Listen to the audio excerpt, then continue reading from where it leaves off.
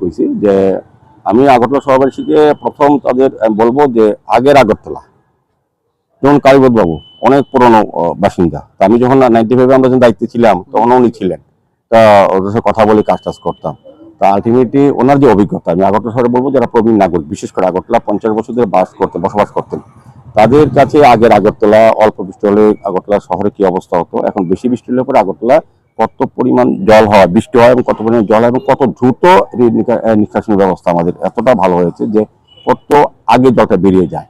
আগে 7-8 ঘন্টা জল থাকতো আগরতলা পানি কেন্দ্রে, যে জলগুলি এখন 40 মিনিট থেকে 1/4 ঘন্টা বা 1.5 ঘন্টা থাকে। গত বর্ষাতে একটু বেশিক্ষণ ছিল, বৃষ্টির পরিমাণও বেশি হয়েছিল।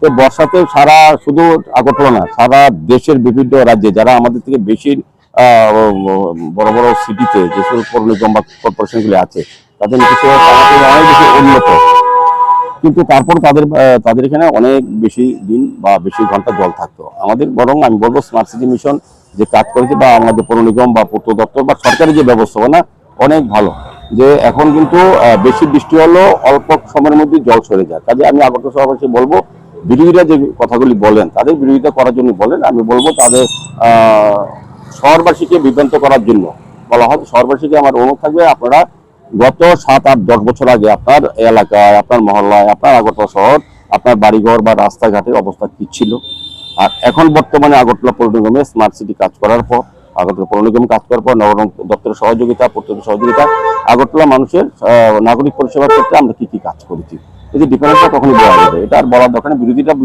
বলো, তাদের কাছে তো আর কিছু নেই।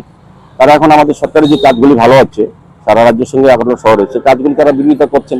তাদের আর পুঁজি কি মানুষকে বলা? মানুষ তো সতর্ক এবং সচেতন বলেই তাদেরকে প্রত্যাখ্যান করেছেন। পরপর 2বার ভারতীয় জনতা পার্টির নেতৃত্বে সরকারের যে হয়েছে বলে উন্নয়ন হচ্ছে বলে হচ্ছে। তো আমাদের পৌর নিগম আগামীবার যখন এই নভেম্বর নির্বাচন হবে, আগামীবারও একদম বিপুল সংখ্যাগরিষ্ঠে 51টা সিট পেয়েই আবার পৌর নিগম গঠন করা হবে। কাজেই মানুষের কাজ যখন করছে, মানুষ তাদেরকে পুনরায় ফিরিয়ে আনবে।